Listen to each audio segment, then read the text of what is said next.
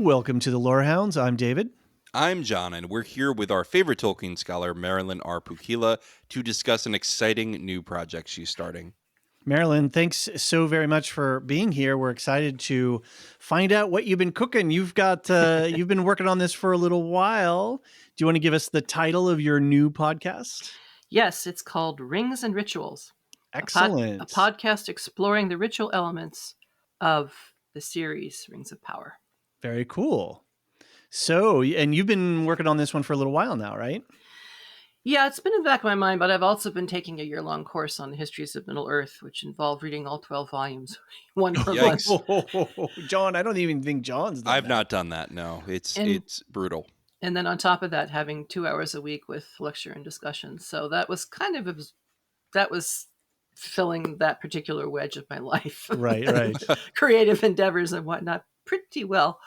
But on my walks and whatever, I was thinking about things. The thing that really got me going on it all was the ritual of the Harfoots, their autumn festival. Okay. You know, I kind of felt that people were misunderstanding the Harfoots from the beginning because they were talking about how they were so cruel and leaving people behind and social Darwinism and all that stuff. That it generated a lot of discourse. It did. Yeah. I was seeing it through completely different eyes because what I saw was a standard Northern European Samhain ritual.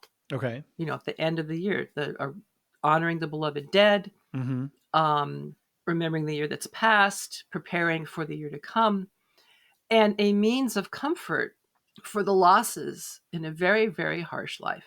Mm-hmm. It was clear that what they did and had to do when people were so injured they couldn't travel was for the sake of the survival of their tribe. Right.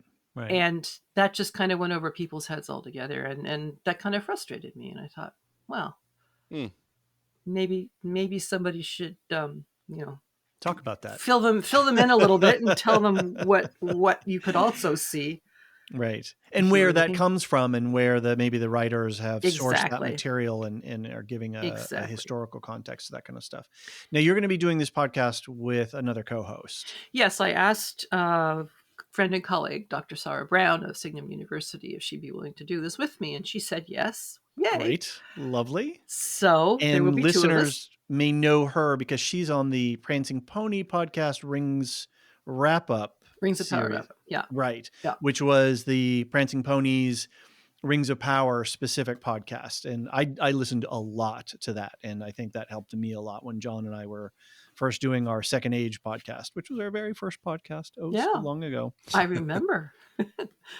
I wrote to you about they led me through my first read through of the Silmarillion many years ago. Yes. And then they're very good at that. It was very cool. So I'm glad that you've got some prancing pony friends, some prancing friends, I don't know, joining you on your journey through Middle Earth. It's going to be really great to hear some new conversations coming from you, Marilyn, and from your co-host. Yeah. Well, and I'm hoping to invite guests. I mean, we want to go episode by episode, and there's more material in some episodes than others. So to kind of try and make them all approximately the same length, I figured for the really short ones, invite somebody in to talk about the sociology of ritual, right? And I know a fellow Lorehounds Istari who I'm going to invite and see if he's willing to spend some time with us on that. Great. So why don't you pitch the show a little bit? Why don't you tell us a little bit more about actually how the show is going to work? How many episodes? And you're going to do one for each of the Rings of Power series? Are you going to do some stuff in front and behind that? Well, there's going to be a starting episode, an introductory episode. Okay. In which we talk about... And this is the introduction to the introduction, if you will. This podcast right now. This recording. Talking about what do we mean by ritual, and then listing the questions that we're going to ask of each ritual that we see. So, what is the content? What is the intention? Who's doing it? And what does it tell us about that culture? Mm-hmm. So if you think about, the first episode we see, the very first thing we see, and that is a ritual in my version, my understanding is all of Galadriel's troops kneel down and put their swords down. That is a ritual statement of, we are no longer following you. Okay. So, how would you describe that? It's very hieratic. It's very formal. It involves body position. It involves releasing of the tools that you're using. That you have brought your swords to support her. You're no longer doing that. You're putting your swords down. Mm-hmm. Very small, very short, and yet already you know a fair bit about Elvish culture. Got it. Because they're not just saying, we're out of here, right? Right. There is a formality, there is a ritual about it. So basically, a ritual is something that's done repeatedly with intention to either mark a change or to bring about a change. It does not have to have anything to do with religion or spirituality, though it often does. Right. So brushing your teeth can be a ritual. You do it regularly, you do it with intention. Most people don't think that much about brushing their teeth, of course, but I have my morning ritual. I don't look at my phone when I first wake up. I go do a couple things. I get a cup of coffee. David had his pinky up when he said that, by the way. Listeners at home. I don't look at my phone when I wake up. I don't look at my phone. I sit down and I drink some coffee. Then I consume my social media. And so what do you accomplish by that?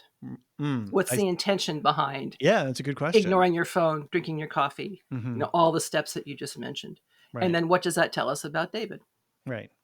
That he's a pretentious pinky or waving. Somebody who values his state of mind, who values a thoughtful awakening.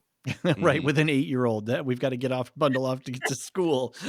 Yeah. No, I mean, with my 1 and 3-year-old, every wake up is a panic. Of course.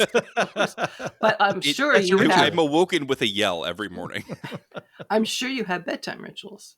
Oh, I sure do. Yeah. We do our search for the teddy bear. She yells bear, and then we find him, and then we read some books, and we're teeth brushed, and we're in our bed. So that creates a container, a cocoon, if you will, that reinforces itself over time. And if that ritual is disrupted, I'm sure that there are reactions. She'll know. She's like, oh no, we didn't search for bear tonight. Let's go find bear. Exactly. So it conveys meaning. It gives a structure to life. It also helps transition from being awake to being asleep. That can be a very scary transition. A state change, right? Yeah. Change of state. Especially for little kids. Yeah. That's a big deal. And intentional, done with intentionality. And I'm thinking we're recording this in December, and there's lots of ritual that's going on in this month all over the world, depending whatever your faith beliefs are. There's still so many things, even in a secular standpoint, of bringing the calendar year to a close and all of that. And then the new year. And what does that mean? And there's lots of ritual around all of that stuff. Yeah. In the Northern Hemisphere, we're moving into the dark time of the year. It may be a time of hardship for some. There may be other things going on. And so, as you say, even if you're not religious, marking that transition time, accepting where you are now, means you might be a little more gentle with yourself when it comes to, I just don't have the energy for that.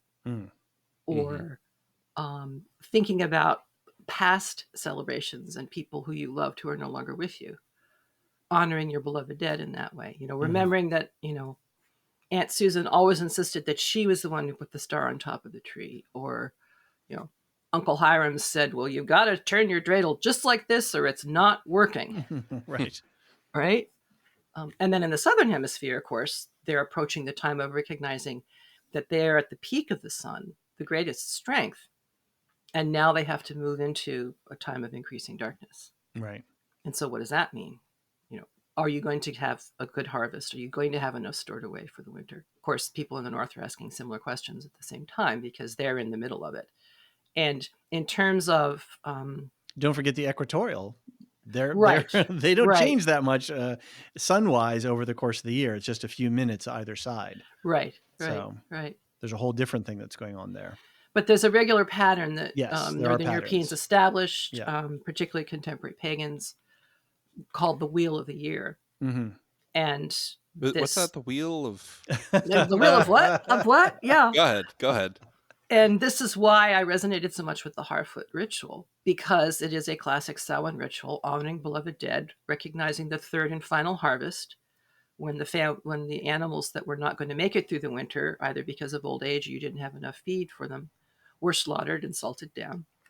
And you recognize the growing darkness, and you told your stories, and you sang your songs, and you remembered those who were no longer with you, and you affirmed they were still a part of your community. We will wait for you. So it makes connections even with those who are no longer with you. This is an interesting thing in this space that we're doing in this with our podcasts in general. It's not that we're necessarily critics, we're fans, we're discussing, we're sort of in this community. But one of the things that we are doing different, no, I don't want to say differently in our podcast, but one of the things that I find more enriching about at least where the Lorehounds stuff is that we're examining narrative, and we're looking at narrative across properties, be it a book or a TV show, which is the majority of our stuff, or our movies at times. And we're looking, I remember in this show, it reminds me of that show, these kinds of things, because we are narrative creatures. We know ourselves through stories. Yes. The story of my life is in my head, and it is the thing that I remind myself of who I am each and every day. And those rituals are those things maybe that we hold on to, that we sort of pull ourselves through time, right? The rituals tell us who we are. Boy, there's a quote in Hogfather that we're about to record right after this that really speaks to this. Yes. Oh, really? And I know Marilyn has it in her notes. I kind of want her to pull it in here. But that's the beauty of the Lorehound sort of integrated, right? We're swirling around in all of these different things. So is this the one about why we tell stories? Yes. Okay. Yes, why we have fantasy. Give me a minute. There's it's such an apt quote here, and I was like, man. All right, said Susan. I'm not stupid. You're saying humans need fantasies to make life bearable. Really? As if it was some kind of pink pill. No. Humans need fantasy to be human. To be the place where the falling angel meets the rising ape. Tooth fairies? Hogfathers? Little... Yes. As practice. You have to start out learning to believe the little lies so we can believe the big ones. Yes. Justice, mercy, duty, that sort of thing. They're not the same thing at all. You think so? Then take the universe and grind it down to the finest powder and sieve it through the finest sieve, and then show me one atom of justice, one molecule of mercy. And yet... Death waved a hand. And yet you act as if there is some ideal order in the world, as if there is some rightness in the universe by which it may be judged. Yes, but people have got to believe that, or what's the point? My point, exactly. You need to believe in things that aren't true. How else can they become? Said Death. Very good. That's the pinnacle of the book, and it's so good. It absolutely is. Yeah, I mean, now I'm excited to talk about Hogfather. Right. My point is, just a quick setup. The importance of fantasy, right? Yeah. And just a setup, John and Marilyn, you guys are about to record a special December Hogfather podcast. So this is going to come out after that. So if you want to find this podcast and have John and Marilyn walk you through the Hogfather stuff by Pratchett, right? Terry Pratchett. Terry Pratchett. Go back into our feed and find the Hogfather episode. And happy Hogwatch to you. Yes. I started to try to watch the show the other night, but the free thing that I was trying to watch it on was too many ads, and I don't know. That's so annoying. Yeah, it is. Anyway. It's already chopped up enough as it is, the TV version, without chopping it up further. So back to Rings and Rituals. So you're going to do basically an episode by episode analysis. You've got a little formula, a little tool, a little analytical tool to examine all of these things. And then you're going to have sort of a bigger conversation about this particular ritual, where it came from, what it means, where do we see it in our everyday life, these kinds of conversations. Mm-hmm. You could call it the ritual test. Okay, I like it. Yeah.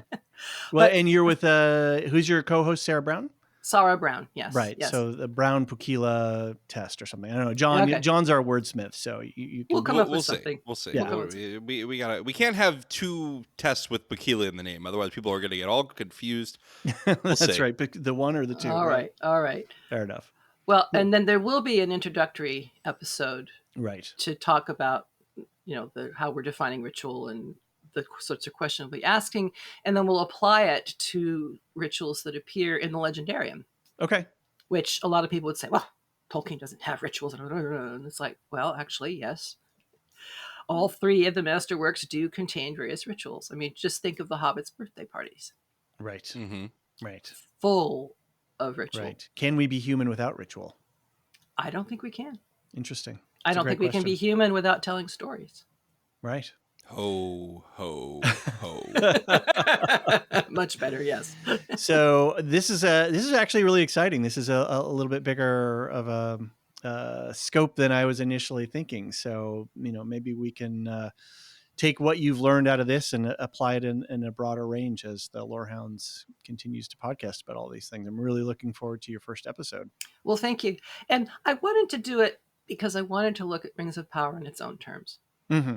There's problematic stuff for everybody, and that will vary widely depending upon whether or not you're wedded to the original texts or, acting is your thing or whatever it happens to be. But I wanted to look at what I saw the showrunners showing us about how they conceive of all these different cultures. And ritual is a great signifier of culture. Right. Very good.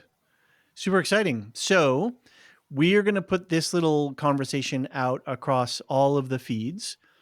And if you're interested in hearing Rings and Rituals, we'll put a link in the show notes, or you can search for Rings and Rituals Lorehounds, and you should be able to find it in your podcast player of choice. And we'll keep you posted as the development goes. Join us on our Discord server. We'll set up a special channel just for Rings and Rituals for conversations there. And we're going to set up an email for you, rings and rituals at thelorehounds.com. Mm-hmm. And we'll put links in the show notes for all of those kinds of things. John, any additional thoughts? I'm just super excited to see it. Yeah. Hear it. It's not a visual podcast, but I'm excited to hear it. Well, thank you, gentlemen, because that really is very encouraging. And listeners, I really hope that you will write in with questions and observations, because as I said, in some episodes, there really isn't a whole lot for just that one episode, but there's lots of other things we can bring in. And I would love to have so many responses from listeners that we have to do an entire episode just on feedback. I mean, that would be delightful. Mm-hmm. That would be good. Marilyn, I don't think that I've ever had a conversation with you where I was like, we should have gone longer, because I'd love to talk longer, but I just mean, like, I've never had a conversation where I'm like, we need to fill out some space here. You know what I mean? You and I could always, and I think we all could with you, because you have fascinating things to say. We all could fill out a lot of space if we had to. So I'm not worried about the content of these podcasts. I'm sure they will be chock full of goodies for anyone at any level of Tolkien fandom. Oh, thank you, John. That means a lot. That's great. Okay, so search for Rings and Rituals in your podcast player of choice, and we will see you there or on our Discord or by email to Marilyn and Sarah. Thanks so much, Marilyn. We're really excited for this. Thanks for, spending some time with us and doing this. Well, thank you for making it all possible, because I sure couldn't do it by myself. Our pleasure. We'll make a professional. Well, this is your debut as a professional. This is my debut. So we've minted another podcast. Do we get little angel wings or something like that? I don't know. So listeners, be kind, be gentle, and be engaged if you can.